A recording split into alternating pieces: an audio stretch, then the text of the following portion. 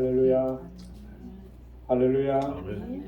거룩하고 복된 주님의 날입니다. 사순절 5번째 주일입니다. 우리 다 함께 자리에서 일어나셔서 우리 마음과 뜻과 정성을 다해서 영과 진리로 거룩하신 하나님께 예배드리겠습니다.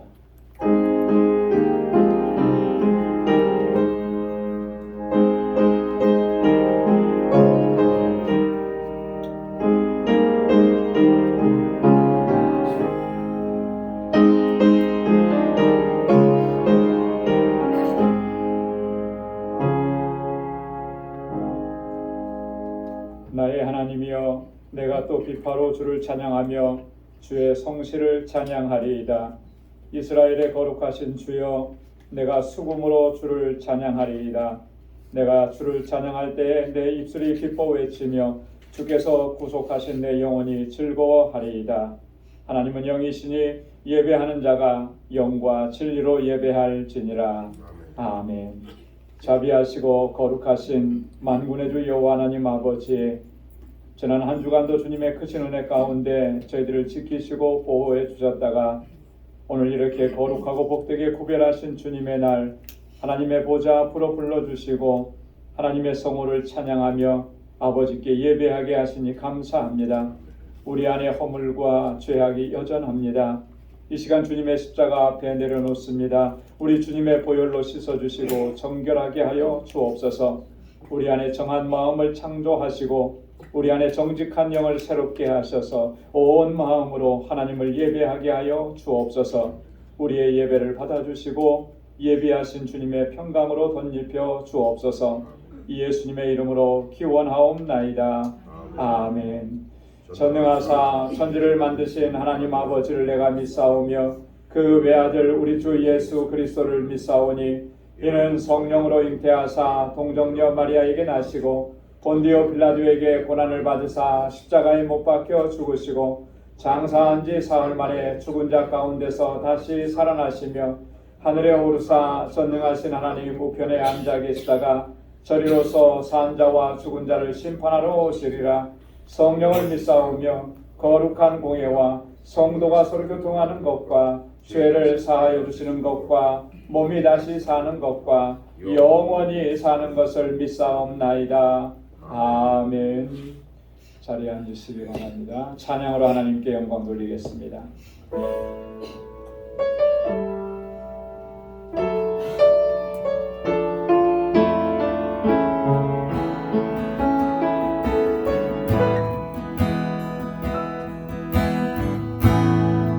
하늘의 문을 여소서 이곳을 주목하소서. 주를 향한 노래가 꺼지지 않으니 하늘을 열고 오소서. 이곳에 임하소서. 이곳에 임하소서. 주님을 기다립니다. 기도의 향기가 하늘에 닿으니 주여 임재하여 주소서. 이곳에 오셔서 이곳에 앉으소서. 이곳에서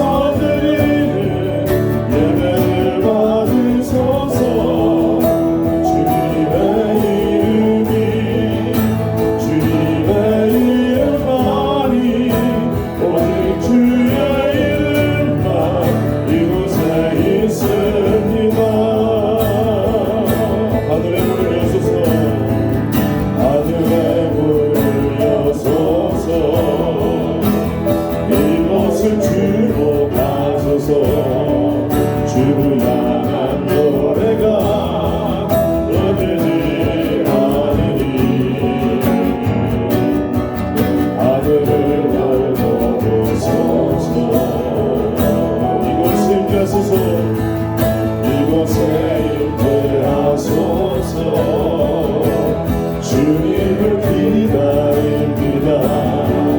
기도의 향기가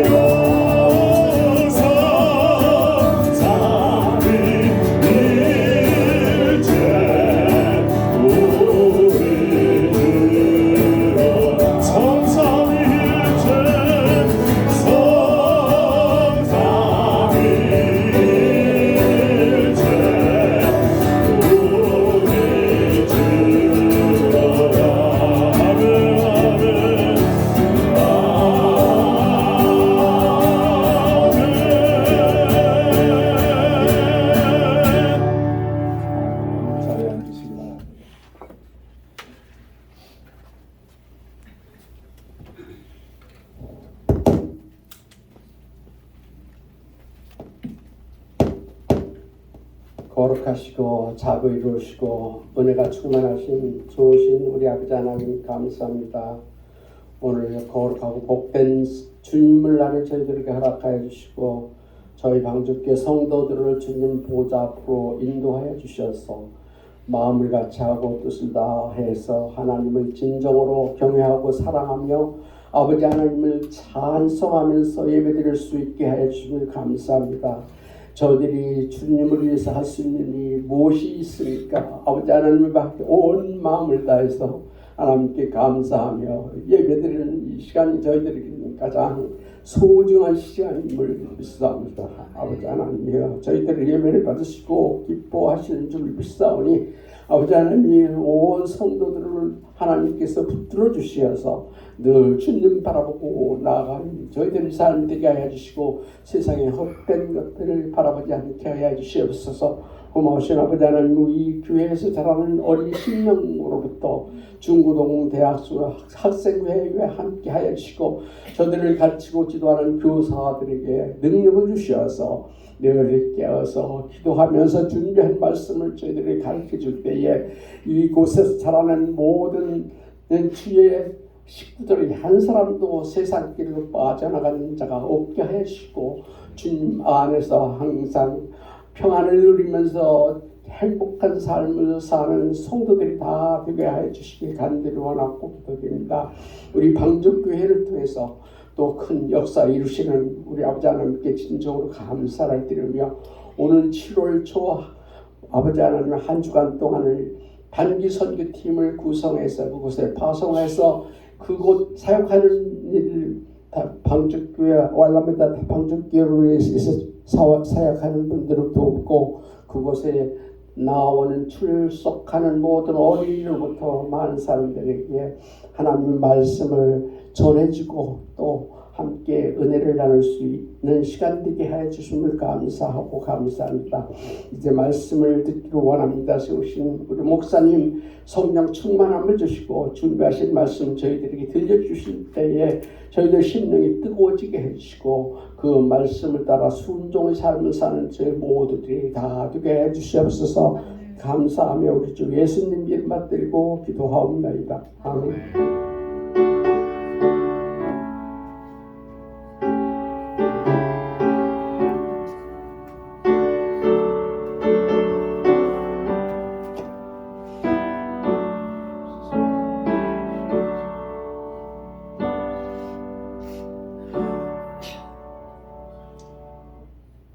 오늘 이 시간 우리에게 주시는 하나님의 말씀은 신약성경 사도행전 제10장 24절에서 35절까지 말씀입니다. 사도행전 제10장 24절에서 35절까지 말씀을 받들어 봉독하겠습니다. 이튿날 가이사랴에 들어가니 고넬료가 일가와 가까운 친구들을 모아 기다리더니 마침 베드로가 들어올 때에 고넬료가 맞아 발 앞에 엎드려 절하니 베드로가 일으켜 가로되 일어서라 나도 사람이라 하고 더불어 말하며 들어가 여러 사람의 모인 것을 보고 이르되 유대인으로서 이방인을 교제하는 것과 가까이 하는 것이 위법인 줄은 너희도 알거니와 하나님께서 내게 지시하사 아무도 속되다 하거나 깨끗지 않다 하지 말라 하시기로 부름을 사양치 아니하고 왔노라. 묻노니 무슨 일로 나를 불렀느냐. 고넬료가 가로되 사흘 전 이맘때까지 내 집에서 제9시 기도를 하는데 호련히 한 사람이 빛난 옷을 입고 내 앞에 서서 말하되 고넬료야 하나님이 내 기도를 들으시고 내 구제를 기억하셨으니 사람을 요바에 보내어 베드로라 하는 시몬을 청하라. 저가 바닷가 피장 시몬의 집에 우거하느니라 하시기로 내가 곧 당신에게 사람을 보내었더니 오셨으니 잘하였나이다. 이제 우리는 주께서 당신에게 명하신 모든 것을 듣고자 하여 다 하나님 앞에 있나이다. 베드로가 입을 열어 가로되 내가 참으로 하나님은 사람의 외모를 취하지 아니하시고 각 나라 중 하나님을 경외하며 의를 행하는 사람은 하나님이 받으시는 줄 깨달았도다. 아멘. 이 시간에 여성 중창단 찬양으로 하나님께 영광 돌리겠습니다.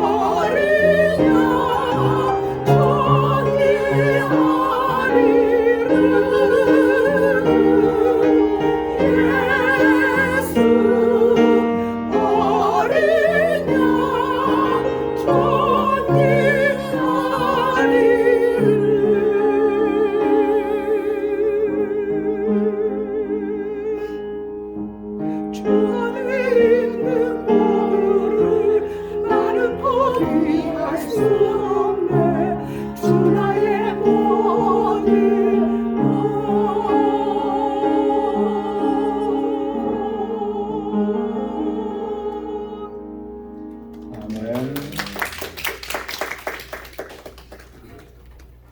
어린 양이신 우리 주 예수 그리스도, 우리 주님께서 흘려주신 그 보혈을 의지해서 하나님께 더 가까이 나아가게 된 줄로 믿습니다. 귀한 찬양 하나님께서 영광 중에 받으셨은 줄로 믿습니다. 할렐루야, 할렐루야. 졸업을 앞둔 학생들은 취업을 준비하느라고 굉장히 많이 바쁩니다. 저도 한국에 있었을 때 대학 졸업을 앞둔 4학년 때 그때 뭐 우리 동기들 친구들은 취업 준비하느라고 많이 바빴고 저 같은 경우는 이제 신학교에 이제 진학을 해야 되니까 신대원 입학 시험 준비하느라고 또 굉장히 그 4학년 2학기 때는 거의 뭐 학교는 안 나가고 이 시험을 준비했던 그런 기억이 있습니다. 그래서 시험 준비할 때 저는 장로회 신학대학 앞에까지 가서 거기에서 방을 얻어놓고 친구들하고 합숙하면서 몇 달 동안 그렇게 공부했어요. 이 학생들에게 이 취업은 굉장히 참 중요한 관문이죠. 여러분 취업을 준비할 때 가장 중요한 게 뭐겠습니까? 취업을 준비할 때 가장 중요한 건 그건 것 같아요. 내가 원하는 그 회사 직장에서 뭘 원하는지, 그 자격 조건이 뭔지 이거를 충분하게 갖추는 것, 그게 굉장히 중요하지 않겠습니까?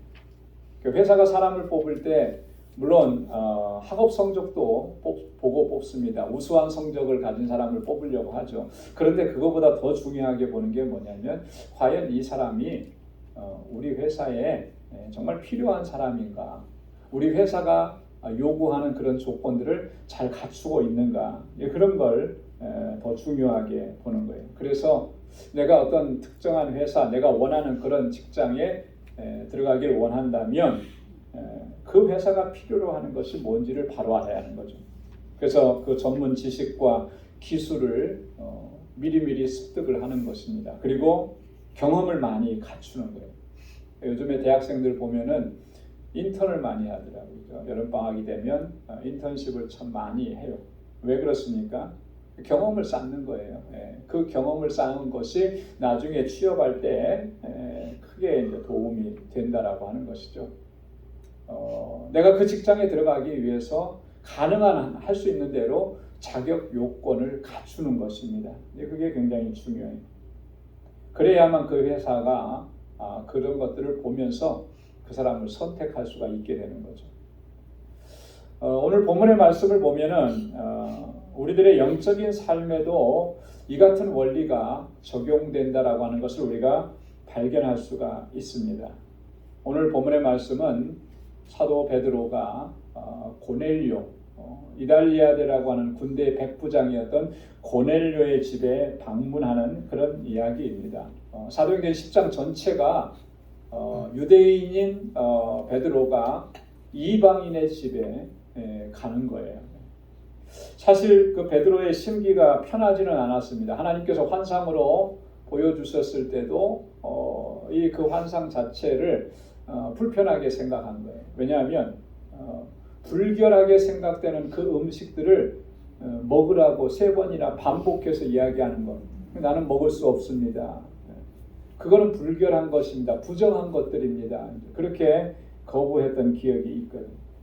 하나님께서 가라고 하셔서 지금 고넬료의 집에 들어왔지만 이방인의 집에 들어간다는 것, 그게 유쾌하지 않은 일인 것이죠. 그래서 오늘 본문 말씀에도 보면 28절에 고넬료와 처음 대면하면서 베드로가 그렇게 얘기합니다.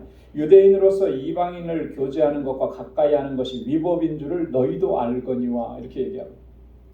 당시 유대 사회에서는 그런 거예요. 이방인들과 교제하고 그들과 식사하고 그들의 집에 들어가는 것은 유대 율법에 의하면 그거는 위법인 것이죠. 그런데 처음 만난 사람에게 지금 이렇게 얘기를 한 거예요. 면전에다 대고서 내가 너희 집에 들어가서 너희 만나는 거 이거 위법이다. 여러분, 상대방은 이 얘기를 들으면 어떨까요? 누가 우리 집에 찾아왔는데 내가 당신의 집에 들어가는 거 이거 내가 원하는 것도 아니고 이거 위법적인 것인데 내가 어쩔 수 없이 당신 만나러 왔습니다. 이 얘기를 들으면 굉장히 기분이 좋지 않겠죠. 아무래도 고넬료의 마음이 그러지 않았을까. 그런데 베드로가 이렇게 말하는 것을 보면 이때까지만 해도 베드로의 심기가 어떠했는지를 우리가 충분히 짐작할 수 있다라고 하는 것입니다. 자, 그런데 베드로가 뜻밖의 상황을 맞이합니다. 이 고넬료의 가족들, 그의 식구들이 얼마나 극진하게 베드로를 맞이해 주는지 몰라요. 그런 환대는 지금까지 한 번도 베드로는 받아본 적이 없는 것입니다. 그래서 베드로는 자신의 생각이 잘못되었다라고 하는 것을 깨닫게 되는 것이죠. 고넬료는 그동안 자기가 만나봤던 그런 이방인들, 그런 백부장들과는 완전히 차원이 다른 사람이었던 거예요. 오늘 24절, 25절 말씀에 보면 이튿날 가이사랴에 들어가니 고넬료가 일가와 가까운 친구들을 모아 기다리더니 마침 베드로가 들어올 때 고넬료가 맞아 발 앞에 엎드려 절하니, 자기 가족들과 일가 친척들 다 불러 모아놓고 베드로가 들어오니까 정말 극진하게 환대하면서 맞아들이고 그 발 앞에 엎드려서 절을 하는 거예요. 여러분, 이런 일이 있을 수 있겠습니까? 도저히 상상할 수 없는 일이죠. 고넬료는 식민지 지배국가의 군대 장교입니다. 베드로는 자신들이 다스리고 있는 식민지 백성인 거예요. 보잘것없는 거예요. 물론 교회에서는 예수님의 제자고 사도고 그래서 이렇게 존중해 줄지 몰라도 어느 유대인들이 베드로를 존중해 줍니까? 그러지 않잖아요. 그 사람 앞에서 엎드려 절하는 것입니다. 그리고 33절 말씀에도 보면 내가 곧 당신에게 사람을 보내었더니 오셨으니 잘하였나이다. 이제 우리는 주께서 당신에게 명하신 모든 것을 듣고자 하여 다 하나님 앞에 있나이다. 분명히 하나님께서 당신에게 말씀을 주셨는데 그 말씀을 듣고 싶습니다. 그래서 우리 식구들이 다 모였습니다. 지금 우리는 당신 앞에 서 있는 게 아니고 누구 앞에 있다는 거예요? 하나님 앞에 있습니다. 여러분, 얼마나 놀라운 광경이에요. 그죠?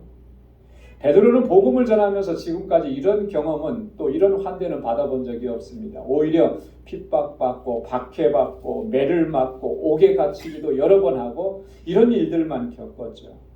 고넬료처럼 하나님의 말씀을 듣기 위해서 정성을 다하고 준비하고 기다리는 이런 사람들을 만나본 적이 없었던 거예요. 베드로가 얼마나 감격스러웠을까 우리 충분히 짐작할 수 있습니다. 베드로가 이렇게 고넬료를 만나고 나서 하나님께서 행하신 그 놀라우신 역사들을 깨닫게 되는 것입니다. 그리고 그가 다음과 같이 고백을 합니다. 오늘 본문 34절과 35절 말씀 같이 한번 보시기 바랍니다. 베드로가 입을 열어 가로되 내가 참으로 하나님은 사람을 외모로 취하지 아니하시고 각 나라 중 하나님을 경외하며 의를 행하는 사람은 하나님이 받으시는 줄 깨달았도다. 하나님께서 어떤 사람을 받으시는지 이 고넬료의 모습을 보면서 내가 깨닫게 되었다. 이렇게 고백을 하는 것입니다. 여러분, 이게 굉장히 중요한 깨달음입니다. 하나님이 받으시는 사람이 어떤 사람인지를 알게 되는 것.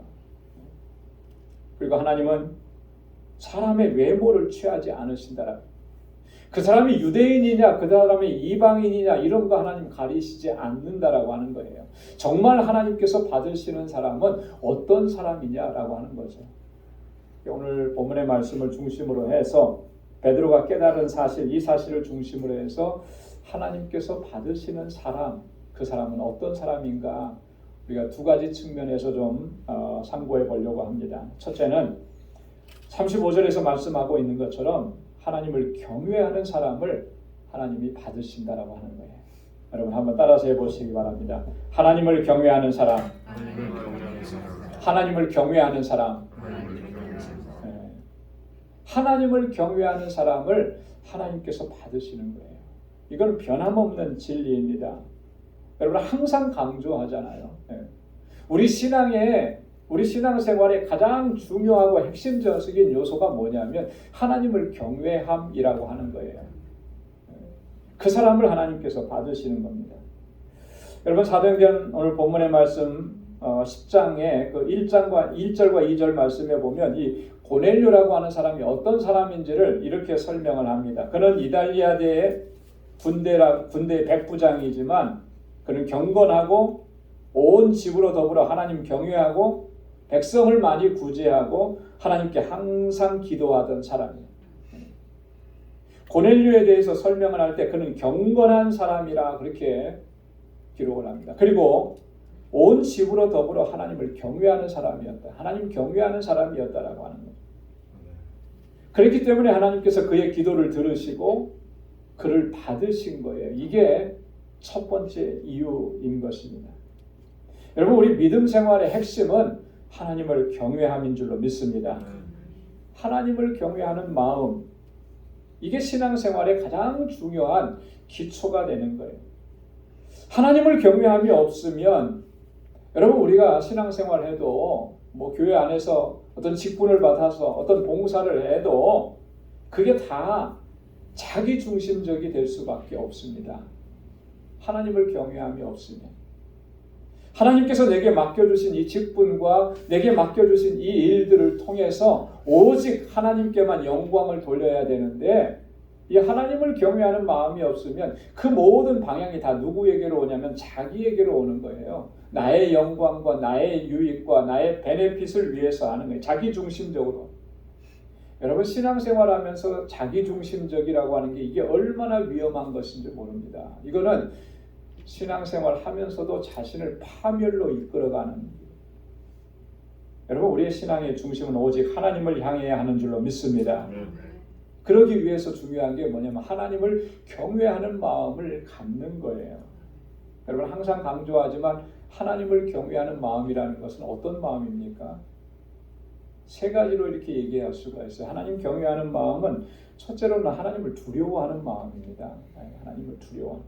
그래서 하나님 앞에서 늘 조심하고 늘 주의하고 그 자기 마음대로 하지 않는 거예요. 함부로 하지 않는 거예요. 사무엘하 6장 이하의 말씀에 보면 이 다윗이 하나님의 법궤를 예루살렘으로 옮겨오다가 우사가 법궤를 만짐으로 인해서 우사가 즉사하는 일이 벌어지게 됩니다. 이 일로 인해서 다윗이 고백하는 내용을 보면은 다윗이 그날에 여호와를 두려워하여 하나님을 두려워.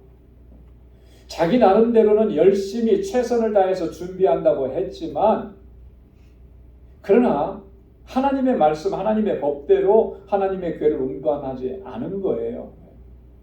그래서 결국 이 엄청난 일을 겪게 되는 거예요. 그러면서 그가 깨달은 게 뭐냐면 하나님이 얼마나 두려우신 분인가를 깨닫게 되는 거죠. 내가 얼마나 하나님 앞에서 주의하지 않고 조심하지 않고, 요즘 말로 표현하면 그냥 흥분되고 기분이 업돼서 자기 방식대로 한 거예요. 하나님께서 그 부분을 지적하신 거죠. 여러분, 이 하나님을 경외한다라고 하는 것은 하나님 앞에 두려워하는 마음을 갖는 건데, 그 두려워하는 마음이라고 하는 것은 내 마음대로 하지 않는 거예요. 자기 생각대로 하지 않는 거예요. 오직 하나님의 뜻대로 내가 하고 있는지 늘 나를 살피고 조심하고 주의하는 거. 이게 하나님 경외하는 마음이라는 거죠. 두 번째로는 하나님을 공경하고 하나님을 존중하는 것입니다. 이게 하나님 경외하는 것입니다. 하나님께 최고의 경의를 표하는 거예요.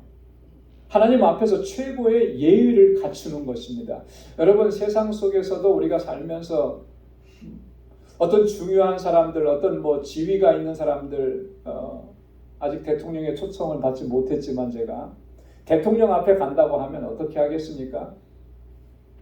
정말 최고로 존중하는 자세를 갖추겠죠. 그래서 옷 입는 것부터 다르게 하겠죠. 최고의 예의를 갖추겠죠. 그렇게 하라고 아마 비서실에서는 얘기할 거예요. 이렇게 이게 대통령실의 예법입니다. 그거 따라서 해야 된다. 이렇게 하는 거거든요. 하나님 앞에 우리가 그 이상으로 하나님을 공경하고 하나님을 존중하고 하나님 앞에 예의를 갖춰야 되는 게 아니겠습니까? 이게 하나님 경외하는 마음입니다. 말라기 1장 6절 말씀에 보면 우리 한번 다 같이 읽어보도록 하겠습니다. 내 이름을 멸시하는 제사장들아, 나 만군의 여호와가 너에게 이르기를 아들은 그 아비를, 종은 그 주인을 공경하나니 내가 아비일진데 나를 공경함이 어디 있느냐? 내가 주인일진데 나를 두려워함이 어디 있느냐? 말라기서는 구약 성경의 맨 마지막 끝에 위치한 거예요. 그죠? 이때 당시에 유다 백성들의 영적인 상태가 어떻는지를 단적으로 보여주는 것입니다. 제사장들에게 하는 말입니다. 내 이름을 멸시하는 제사장들아. 제사장들이 하나님의 이름을 멸시합니다. 어떻게 이런 일이 있을 수가 있겠어요? 있을 수 없는 일이잖아요.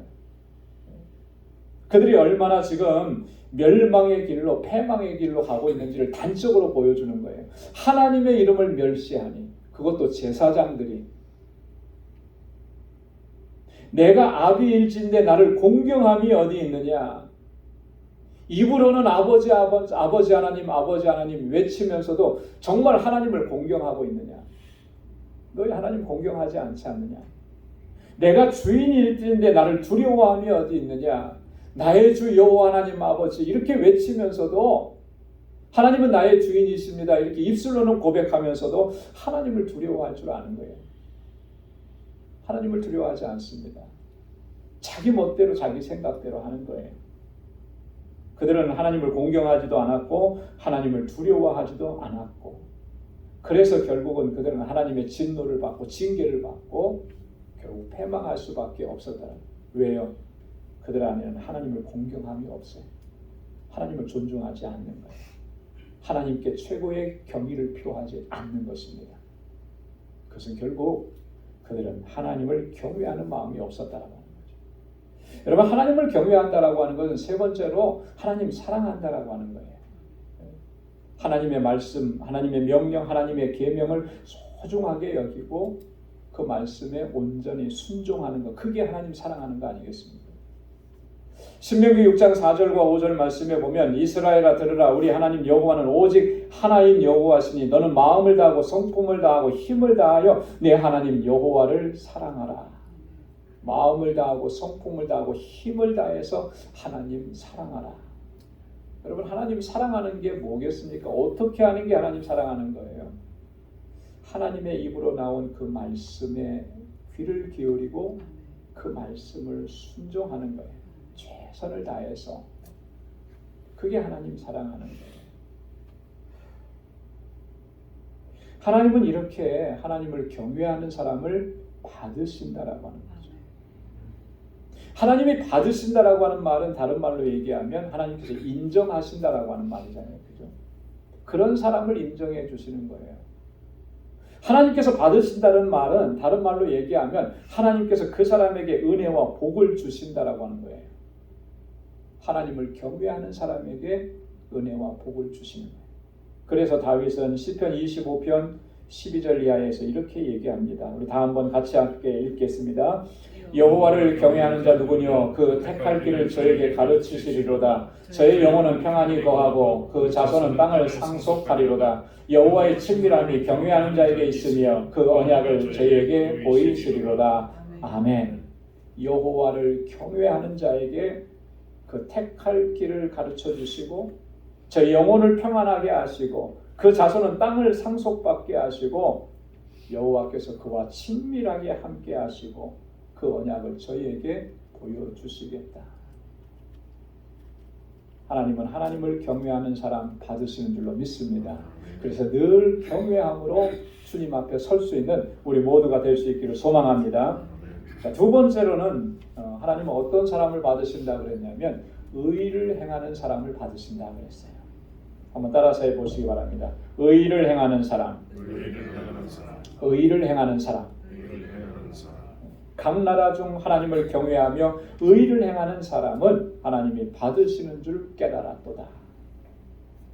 여러분, 하나님을 경외한다라고 하는 말은 이 다른 말로 얘기하면 하나님과의 수직적인 관계를 얘기하는 거예요. 그래서 그 수직적인 하나님과의 관계를 바르게 한 것입니다. 의를 행한다라고 하는 말은 이웃과의 수평적인 관계를 의미하는 것입니다. 그래서 그 수평적인 관계를 잘 설정하는 거예요.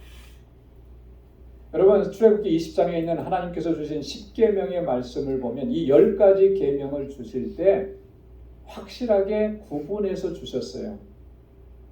처음에 4계명, 1계명부터 4계명까지는 하나님과의 수직적인 관계에서 우리가 어떻게 행해야 하는지를 구체적으로 가르쳐 주신 거예요. 그리고 나머지 6개 제5계명에서 10계명까지의 계명들을 보면은 우리 이웃과의 관계 안에서 수평적인 관계를 어떻게 바르게 세워가야 하는지를 우리에게 보여주시는 것입니다. 그래서 수직적인 관계와 수평적인 관계가 잘 조화를 이루고 바르게 세워져야 하나님께서 기뻐하시는 삶을 살아갈 수 있는 거죠. 오늘 백부장 고넬료는 보면은 하나님과의 수직적인 관계도 잘 세웠습니다.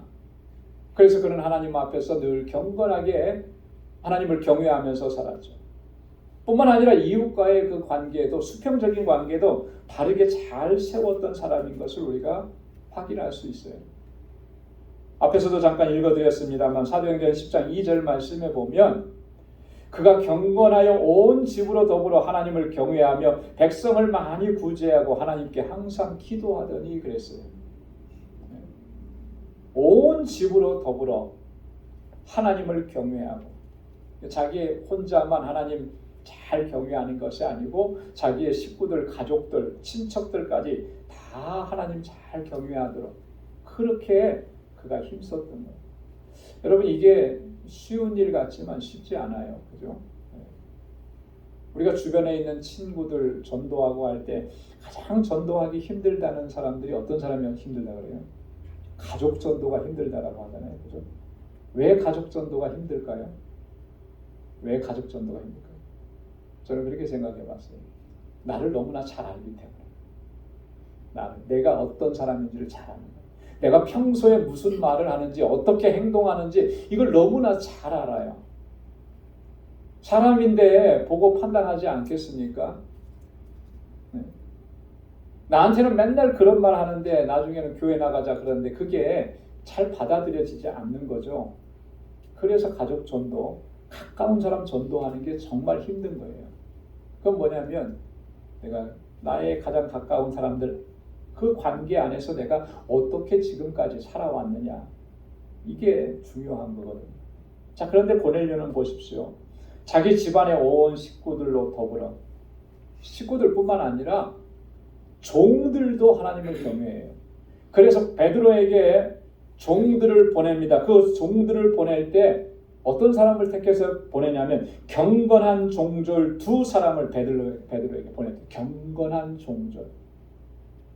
놀랍지 않습니까? 고넬료 자기 자신만 하나님 경외할 뿐만 아니라 그 집안의 종들까지도 하나님을 경외하는 거예요. 그러니까 고넬료가 그 식구들 안에서 어떤 영향력을 끼쳤는지를 잘 알 수가 있는 거죠. 자, 거기에 더해서 백성을 많이 구제했다. 요즘에는 뭐 군인들이 박봉이라고 이렇게 해서 여유가 잘 없는데 이 시대의 군인들 장교 이 정도 되면 아마 좀 부유하게 살았을 겁니다. 그죠? 더더군다나 이렇게 식민지 나라에서 다 마음대로 걷어들일 수가 있었을 거 아니에요. 그래서 군인에 대한 이미지가 좋지는 않아요. 부정적입니다. 그런데 오늘 이 고넬료는 어떻습니까? 자기가 가지고 있는 것으로 식민지 백성들에게 궁핍하고 힘들게 사는 사람들을 구제했다는 거죠. 나누어졌다는 거죠. 그의 성품이 좋아서 그렇게 했을까? 그는 본래 착한 성품이어서 그랬을까? 저는 그렇게 보이지는 않아요. 그가 하나님을 경외하는 사람이었기 때문에 그런 거예요.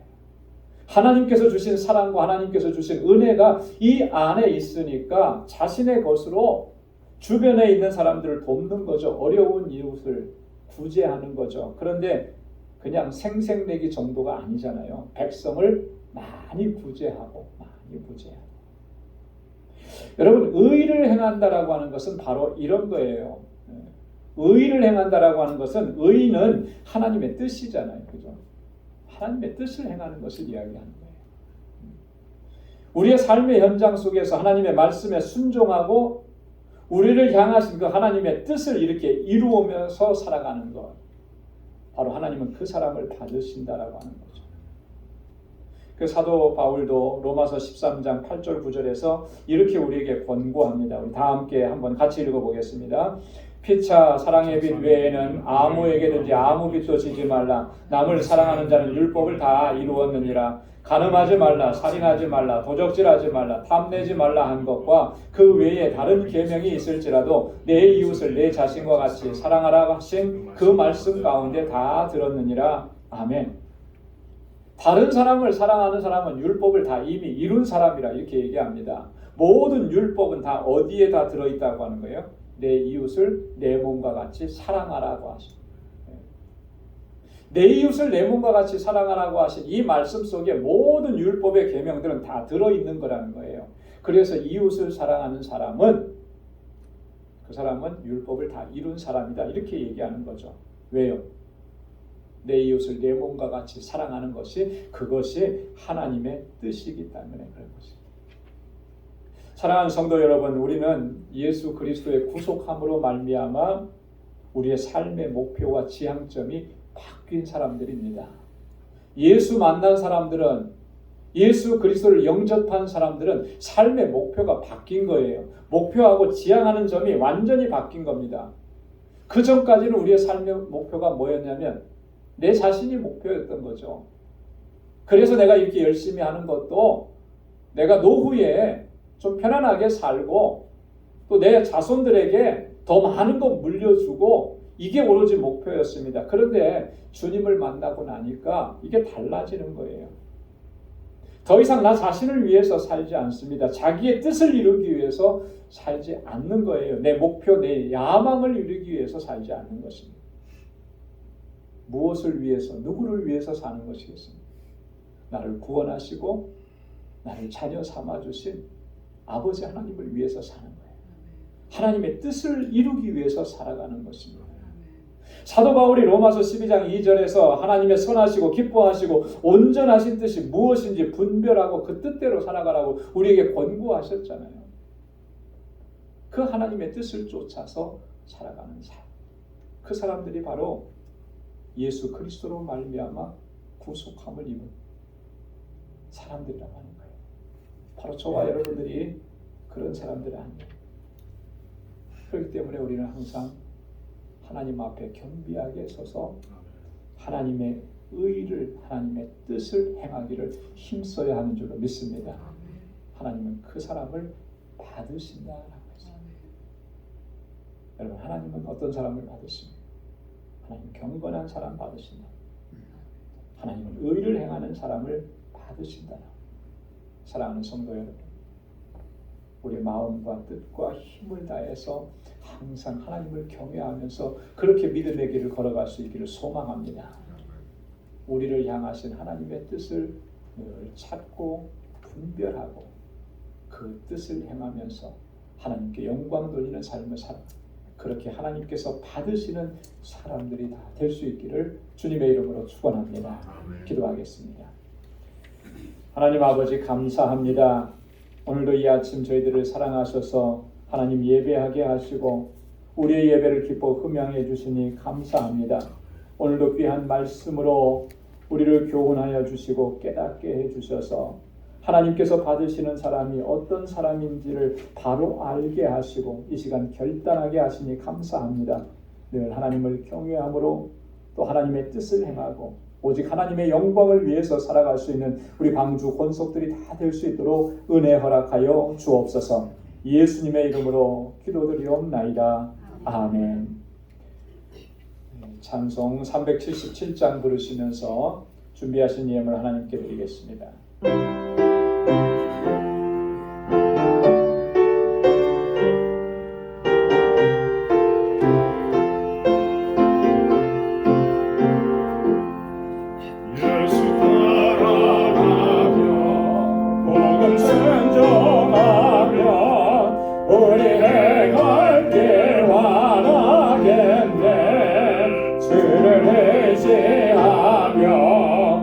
순종하는 자를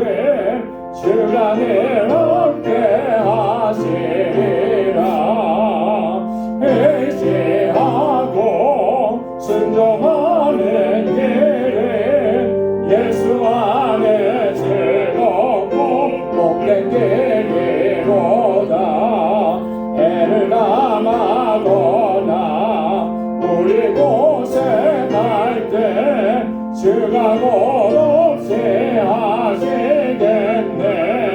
주를 의지하며 순종하는 자를 주가 이겨 주시리라.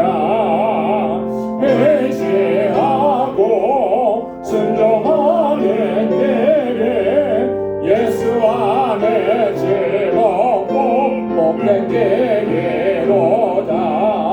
남의 짐을 지고 슬픔 위로하며 주가 상급을 주시겠네. 주를 의지하며 순종하는 자를 항상 축복해 주시리라. 의지하고 순종하는 길은 예수 안에 즐겁고 복된 길이로다. 우리 받은 것을 주께 다 드리면 크신 사랑을 깨닫겠네. 주를 의지하며 순종하는 자를 은혜 풍성케 하시리라. 의지하고 순종하는 길은 예수 안에 즐겁고 복된 길이로다. 주의 힘을 입어 말씀 잘 배우고 주를 모시고 살아가세. 주를 의지하며 항상 순종하면 주가 사랑해 주시리라. 의지하고 순종하는 길은 예수 안에 즐겁고 복된 길이로다.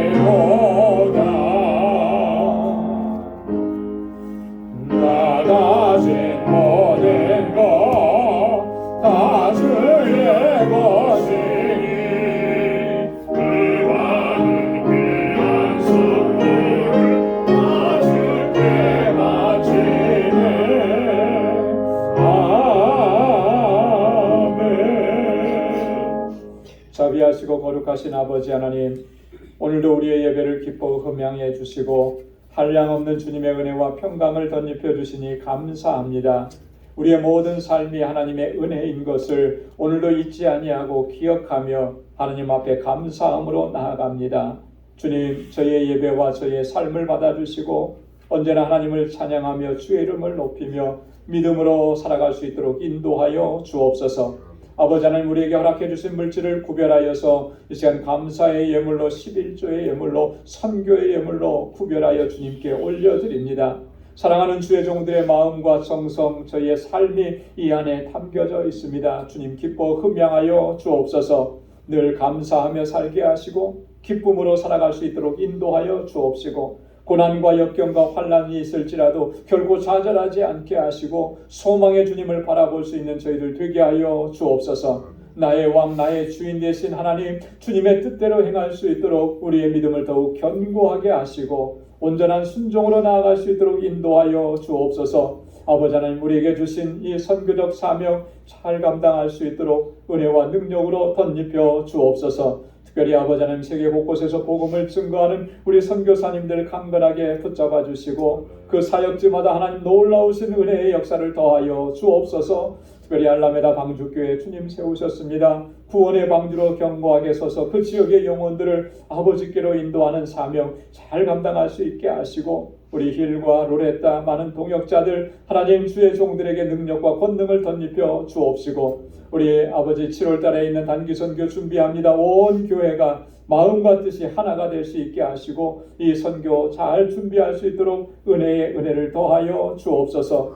아버지 하나님, 이 시간 또한 교회를 위해서 기도하며 주님 앞에 건축 예물을 드리고 하나님 우리에게 허락해 주신 물질로 하나님의 뜻을 행하기 위하여 하나님 구제의 예물을 주 앞에 구별하게 드렸으니 주님 받아주시고 아버지 하나님 정말 하나님의 뜻이 이루어지는 저희의 복된 삶이 되도록 도와주옵소서. 우리 방주교회가 믿음의 공동체로 사랑의 공동체로 더욱 견고하게 서가게 하셔서 하나님의 기쁨이 되게 하여 주옵시고 하나님 우리에게 허락해 주신 이 은혜와 복을 이제는 나누며 베풀며 복의 근원된 삶을 살아갈 수 있도록 우리를 주장하시고 인도하여 주옵소서. 오늘도 주님 앞에 나와서 찬양으로 봉사로 친교로 여러 모양으로 하나님 주님을 섬기는 귀한 손길들마다 하나님의 은혜와 평강을 더하여 주옵소서. 모든 것 감사하옵고 예수님의 이름으로 봉헌 기도드리옵나이다. 아멘. 우리 전후좌우에 계신 분들과 함께 인사 나누시기 바랍니다. 샬롬, 주님의 평강이 함께하기 바랍니다. 우리 가까이 찾아가셔서 악수도 해주시고 사랑합니다, 축복합니다 말씀도 축복의 말씀도 전해주시기 바랍니다. 하나님의 크신 은혜와 주님의 평강이 여러분들의 삶 속에 가정에 늘 가득히 넘쳐나기를 바랍니다. 오늘도 영상으로 예배를 드리시는 우리 권석 여러분들의 삶 속에도 하나님의 크신 은혜로 함께 하실 줄로 믿습니다. 우리 교회 소식 전해드리도록 하겠습니다. 우리 주보를 참조하시기 바랍니다. 오늘 사순절 5번째 주일입니다. 그리고 이 한 주간이 지나고 나게 되면 다음 주일은 종료주일이고 고난주간이 이제 시작이 됩니다. 여러분 사순절 기간 하나님의 사랑과 예수님의 구속의 은혜 깊이 묵상하시면서 또 잘 지내시리라고 믿습니다. 하나님의 은혜가 더욱 넘쳐나기를 바랍니다. 고난주간 특별 새벽 집회 3월 25일부터 한 주간 진행되는데 여러분 기도로 잘 준비하셔서 모두 다 참여하시기 바랍니다. 부활주일 새벽 예배가 있습니다. 그리고 부활주일 예배는 오전 11시에 연합 예배로 드립니다. 우리 멕시코 단기 선교 여러분들이 지원을 해주셨는데 아직 조금 시간적인 그런 여유가 있으니까 여러분 아직 신청하지 못하신 분들 신청해 주시길 바라고요. 4월 7일 주일부터 훈련이 시작됩니다. 단기 선교 바자회 물품을 도네이션 해주시면 고맙겠습니다. 의류, 가구, 가전제품, 액세서리 이렇게 하여튼 돈이 될 만한 것들은 다 이렇게 좀 도네이션 해주셔서 이렇게 선교에 기금을 마련하는 데 도움이 될 수 있도록 해주시면 고맙겠습니다. 우리 유스그룹 EM 수련회 3월 28일부터 30일 2박 3일 동안 있습니다. 여러분 기도 많이 해주시고 또 적극적으로 또 후원해 주시고 이렇게 도움을 주시면 고맙겠습니다. 뮤지컬 관람 비용 다음 주일 마지막 주일까지 강의원 장로님께 제출해 주시고요. 지난 노회 때 제가 부노회장으로 또 섬기게 됐습니다. 노회장을 한번 했는데 사람이 없어서 또 이제 또 하게 됐어요. 그래서 여러분들의 많은 기도와 또 협력이 좀 필요합니다. 그래서 많이 기도해 주시고 또 협력해 주시면 고맙겠습니다. 저는 오늘 지금 현재 뉴욕 노회장이 되신 김현수 목사님 뉴욕 준원교회 임직식에 순서를 맡아서 다녀오게 됩니다. 기도해 주시기 바랍니다. 우리 구역장 교사 모임은 원래 오늘 해야 되는 건데 제가 날짜를 좀 착각한 것 같아요. 그래서 다음 주에 모이도록 하겠습니다. 죄송합니다. 우리 강희원 장로님 지금 입원해서 폐렴 치료하시면서 아직 입원해 계시는데 아마 이제 많이 좀 좋아지고 계시는 것 같아요. 그래서 오늘은 조금 힘들 거라 그러고 내일 의사 좀 회진하면서 다시 검사해 보시고 퇴원 여부가 결정이 될 거라고 합니다. 여러분 계속 기도해 주시기 바라고. 우리 김기준 장로님 아시는 분은 아시겠지만 지난 저지난주에 직장에서 일을 하시다가 손가락을 좀 다치셨어요. 붕대에 감으신 모습을 보셨을 텐데 돌아가는 기계에 이렇게 비셔가지고 이쪽 검지손가락 끝을 이렇게 살점이 떨어져 나가는 그런 상처를 입으셨습니다. 그래서 봉합 수술을 하셨는데 그게 좀 잘 안 되신 것 같아요. 그래서 이번 주에 다시 또 수술을 하신다고 합니다.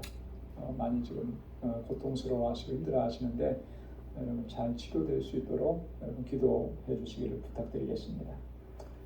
우리 다 함께 자리에서 일어나셔서 259장 1절을 부르시겠습니다.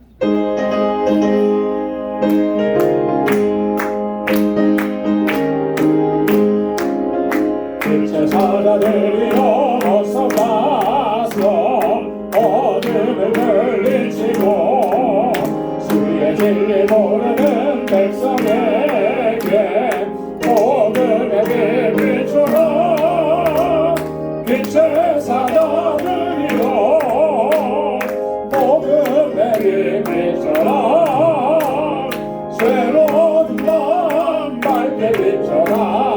빛의 사자들이여.